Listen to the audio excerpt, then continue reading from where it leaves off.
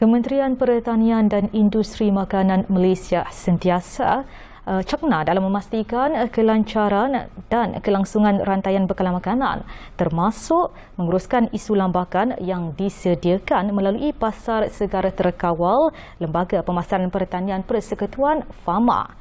Menteri Pertanian dan Industri Makanan, Datuk Seri Dr. Ronald Keadi berkata, kerajaan akan terus memastikan keadaan sentiasa terkawal dan bekalan makanan berada dalam keadaan yang mencukupi serta stabil kerana sektor pertanian dan industri makanan diletakkan sebagai perkhidmatan perlu.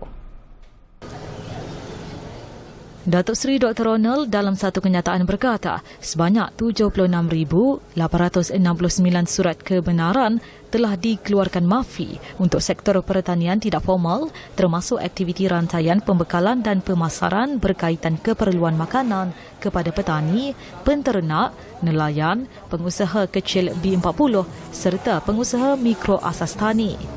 Bagi sektor pertanian formal yang melibatkan syarikat pengilang, pengeluar produk dan industri makanan, pengusaha perlu mendapatkan kebenaran beroperasi melalui COVID-19 Intelligent Management System CIMS 3.0 di bawah seliaan Kementerian Perdagangan Antarabangsa dan Industri.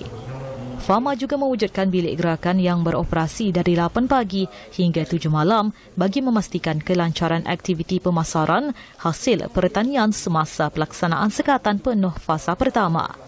Sebanyak 42 pasar segar terkawal seliaan FAMA yang beroperasi ketika pelaksanaan Perintah Kawalan Pergerakan PKP merekodkan nilai jualan RM18.9 juta dalam tempoh 25 Mei hingga 4 Jun.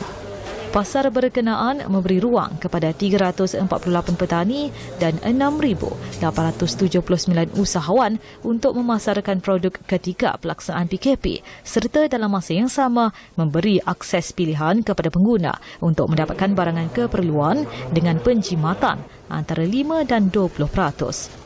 Terdahulu, Datuk Seri Dr. Ronald membuat tinjauan di 2 lokasi PST iaitu My Farm Outlet di Putrajaya dan Pusat Operasi Fama di Dengkil, Selangor bagi melihat sendiri kelangsungan rantaian bekalan makanan melalui PST yang menawarkan barangan keperluan terutama kepada penduduk setempat ketika pelaksanaan sekatan pergerakan penuh fasa pertama yang bermula 1 Jun hingga 14 Jun ini. Sementara itu, beberapa usahawan pasar tani Dengkil yang ditemui turut menarik nafas lega kerana inisiatif yang disediakan MAFI dan FAMA dilihat dapat membantu meringankan beban mereka di musim pandemik ini.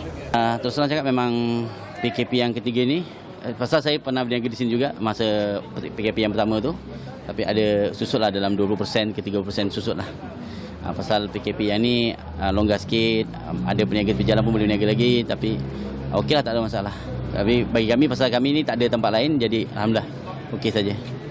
Kat sini kita boleh pandu lalu. Jadi pelanggan datang tak perlu nak turun daripada kereta, boleh tempah je daripada kereta, kita boleh sediakan. Itu satu kemudahan lah kepada pengguna, pembeli yang datang kat sini.